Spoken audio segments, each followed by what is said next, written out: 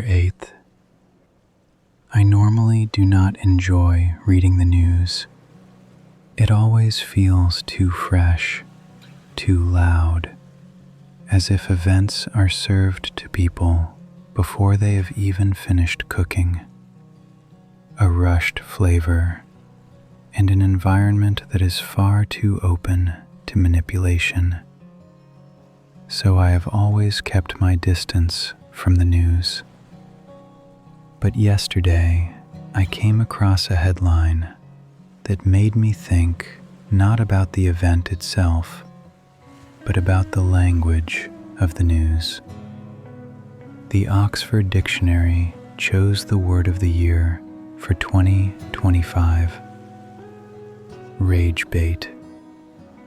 In other words, baiting anger, triggering people on social media, turning them against one another for no real reason, all for the sake of engagement. I will admit, I paused when I saw it, because the word itself perfectly captured the mood of the modern world.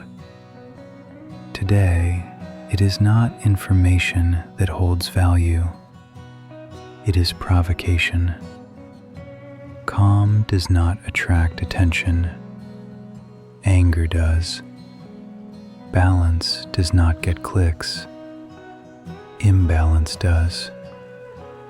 For a moment, I wondered, maybe the reason people struggle to understand one another is not because of who they are, but because of the inflamed content they are pushed to consume. Social media feels like a massive public square, and in that square, the loudest voice is the one that gets heard. It is not the calm or the reasonable who are rewarded, but the ones who can generate the most anger. The fact that this was chosen as the word of the year says a lot about us. Anger is no longer just an emotion. It is a strategy. Yet, when I read that headline yesterday, all I felt was this: people do not come together through anger. They come together through the exhaustion of it.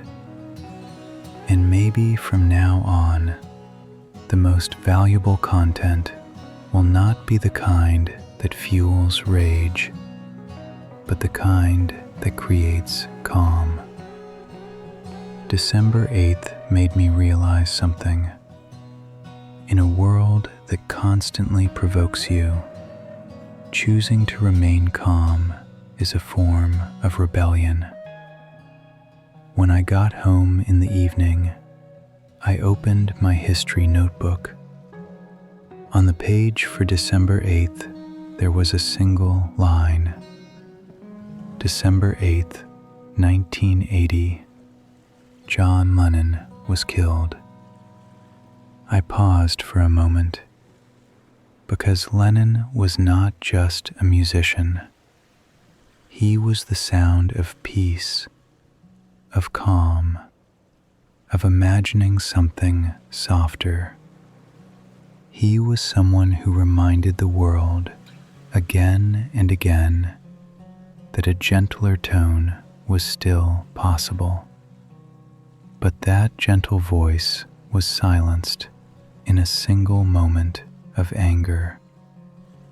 And when I remembered the rage bait headline I had read yesterday, I realized how painfully ironic this date was.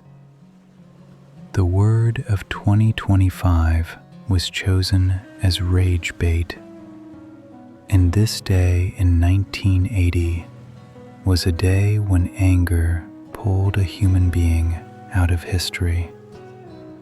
It was one of the moments that revealed how easily anger can be triggered and how quickly it can be sold as a kind of power.